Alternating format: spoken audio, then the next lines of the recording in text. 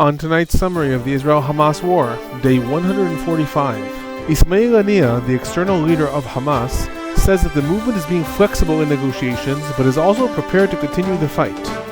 Intensive fighting was reported in Khan Yunis as the IDF deepens its operations in the eastern Abasan area. The U.S. State Department appeals to Israel to not impose extra restrictions on access to Al-Aqsa Mosque during the month of Ramadan. A summit of Palestinian factions is due to begin tomorrow in Russia.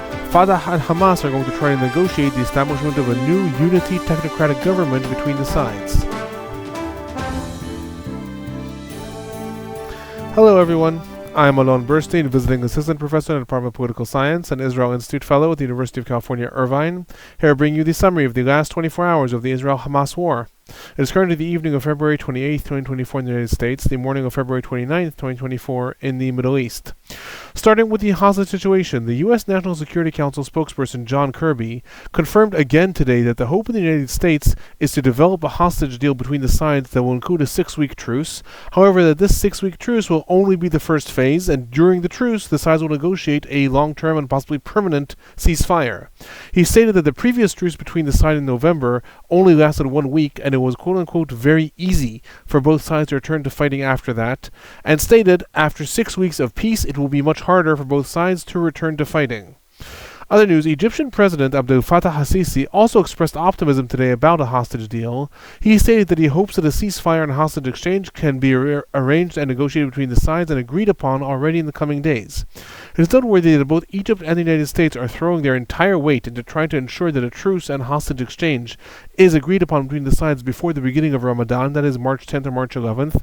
Both sides feel that if that has not happened by then, it is very likely that Israel will carry out its invasion of Rafah, and this will not only put an end to any hostage negotiations, but also has potential to ignite the entire region. Other news, Ismail Haniyeh, the external leader of Hamas, stated today that Hamas is showing flexibility in the negotiations in order to protect the Palestinian people and put an end to the sacrifices Palestinians are making in the annihilation war that is being waged against them. He added, however, that at the same time the group is ready to continue the fight if negotiations should fail. Alongside all this, negotiations are still continuing in Qatar. Mild progress was reported today by some news outlets. Others said no progress was made in the last 24 hours. Moving on to the Gaza Strip, there were rockets sent from the Gaza Strip targeting the southern parts of Israel today. These targeted primarily the areas surrounding the Gaza Strip, specifically Alumim and Nachal Oz. Regarding the fighting in the Gaza Strip, in the northern parts of the Gaza Strip, substantial bombings were reported in the areas from which the Palestinian Islamic Jihad fired rockets at Ashkelon yesterday. The IDF also reported bombing tunnel entrances in the northern parts of the Strip. The Al-Quds brigades of the Palestinian Islamic Jihad reported intensive gun battles with the IDF, stating specifically that these occurred in the areas of Zaytun of Gaza City and that the IDF suffered substantial casualties in these fights. In the central parts of the Gaza Strip, there was intensive fighting reported in the Deir al-Balah area. It is important to note that the IDF has not carried out a full-scale ground invasion of the Deir al-Balah area. The IDF has stated that after it is quote-unquote done with Khan Yunis, it will turn its attention to Rafah. However, if not Rafah, it may turn its attention to the central parts of the Gaza Strip, that is the areas of Deir al-Balah, as well as the associated refugee camps, among them El Bureij and El Nuseirat. Substantial bombing was also reported today in El Bureij refugee camp in the central parts of the Gaza Strip. In the southern parts of the Gaza Strip in Khan Yunis, that is where still the bulk of the fighting remains, intensive fighting was reported in the al-Amal region in the northeast parts of Khan Yunis, with gun battles reported throughout the area. In addition, in the Abasan region in the eastern parts of the city, substantial weapons warehouses were uncovered by the IDF that included a lot of explosive devices, RPGs, and communications and military gear of Hamas. In the western parts of the city is ongoing fighting, and aerial bombings and ground gun battles were also reported. The Al-Quds brigades reported that an IDF bulldozer was targeted by the group, and confrontations with IDF soldiers were noted in the area. The Al-Quds brigade also noted that they downed and captured an IDF drone in this region. Other news related to the Gaza Strip. Protests broke out in the Rafah market today. Palestinian merchants were driven out of the area and tires were burnt as Palestinians protested the high prices that are a result of the black market and inflation in the Gaza Strip. While according to reports the protests were spontaneous and broad in nature, the Gaza Liberators Movement publicized them as anti-Hamas protests due to Hamas stealing aid and driving up prices as a result. Amidst this, as the Hamas police has been rapidly disintegrating in Rafah, Hamas has reportedly set up the Committee for Public Safety in the city.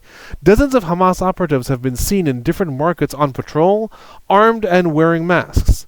Reuters quoted a member of this committee stating that the aim is to oversee prices and enforce the law instead of the police. It is important to know what has happened in the last several weeks is as the IDF started to target both the police officials as well as the police leadership, many police officers have refused to report for duty. As a result, a lot less aid is flowing into Rafah because the aid trucks require police escort.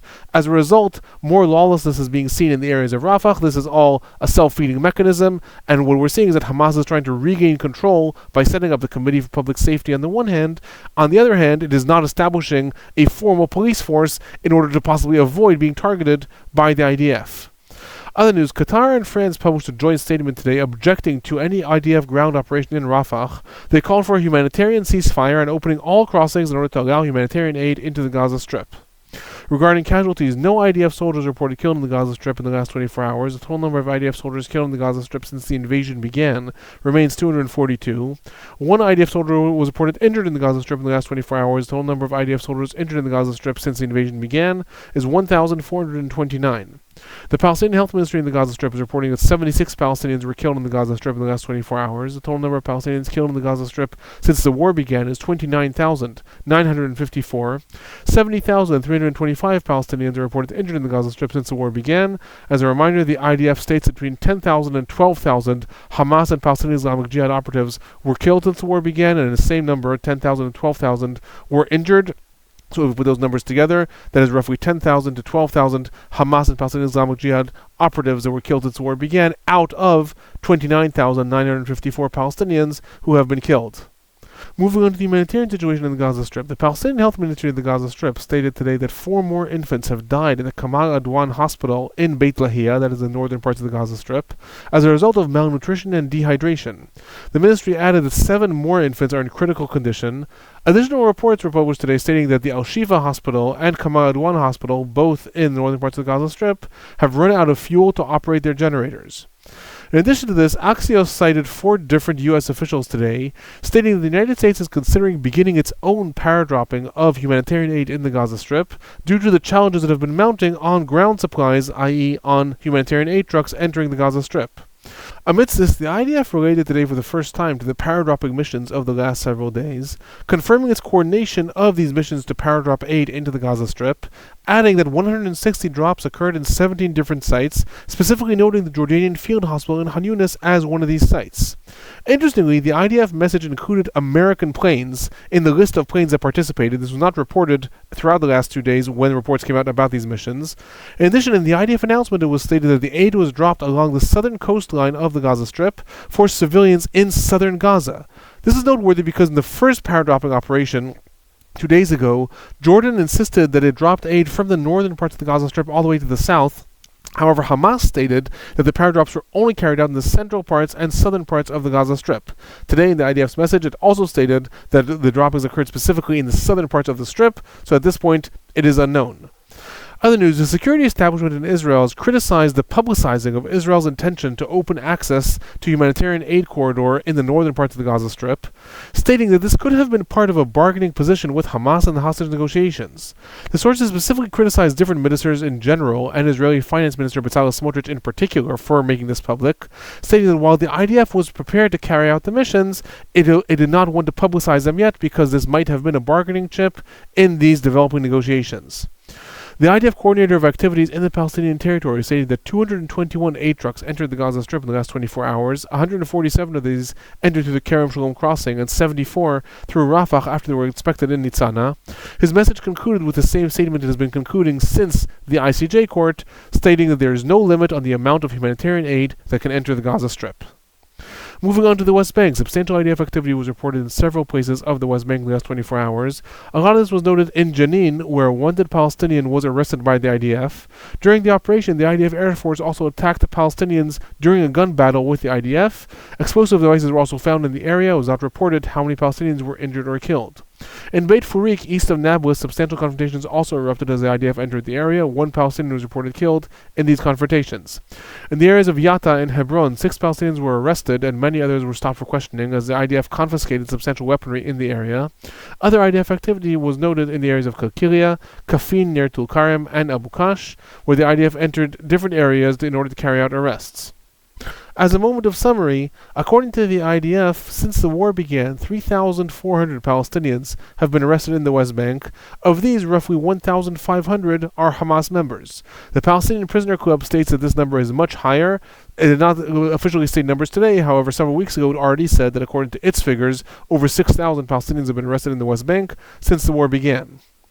Other news related to the West Bank. The U.S. State Department spokesperson Matthew Miller stated today the United States has appealed to Israel to not limit access to the Al-Aqsa Mosque in Jerusalem during Ramadan, adding this is not only the right thing to do in terms of freedom of religion, but also is the right thing to do due to security and de-escalation in the region.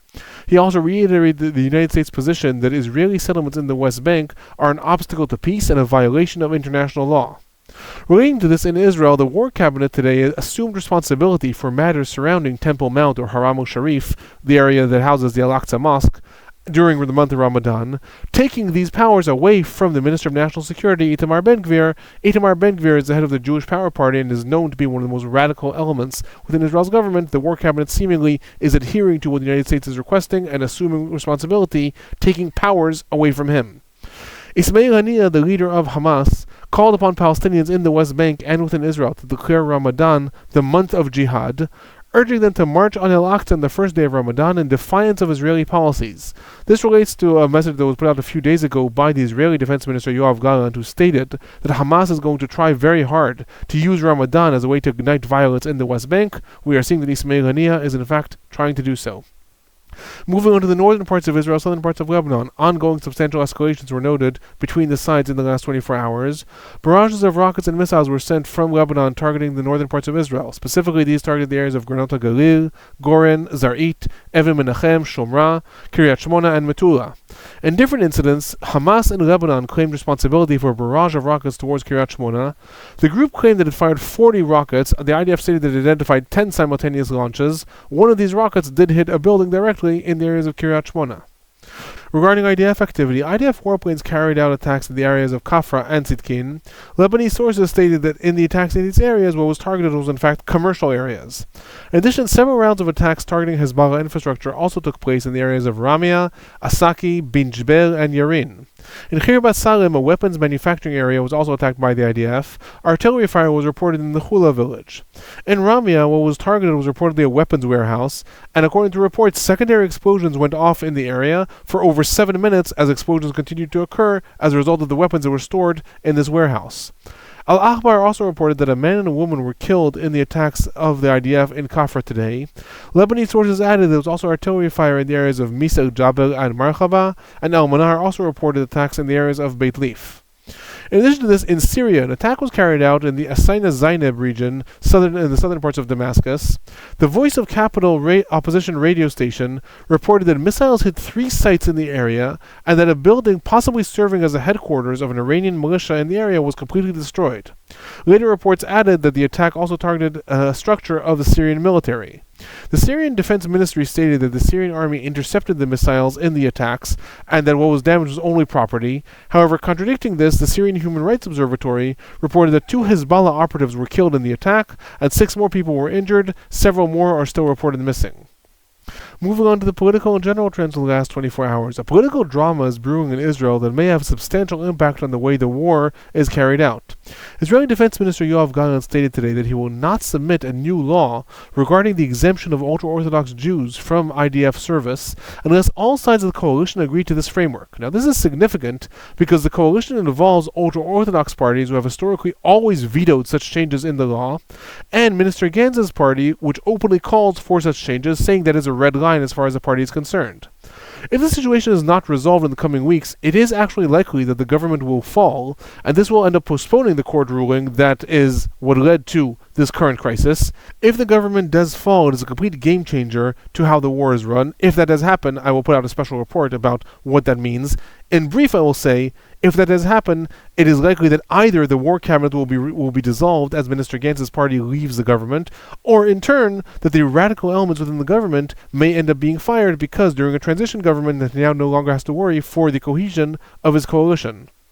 Other political news. Prime Minister Netanyahu met with the new UN ambassador for humanitarian activities in the Gaza Strip, Sigrid Kaag. Netanyahu's office stated that the meeting was productive and that the two discussed challenges and potential solutions to the situation. Other news, New Zealand officially declared Hamas in its entirety as a terror group today. The military wing of Hamas has been designated a terror group in the country since 2010, but now the entire political wing and charity establishments of Hamas are also designated part of terror organizations. Moving on to the future of the Gaza Strip, relating to the future Palestinian government that may want to one day assume control of the Gaza Strip. After the resignation of the Palestinian government in the West Bank and the effective dismantling of the Hamas-led government in the Gaza Strip, Palestinian factions including Hamas, Fatah, Palestinian Islamic Jihad, and others are due to meet in Russia tomorrow. Reportedly, they are going to discuss coalition building and future governing bodies. The summit is going to take 2 days and will include 14 different Palestinian factions. However, again, the most important ones are Fatah, Hamas, and the Palestinian Islamic Jihad.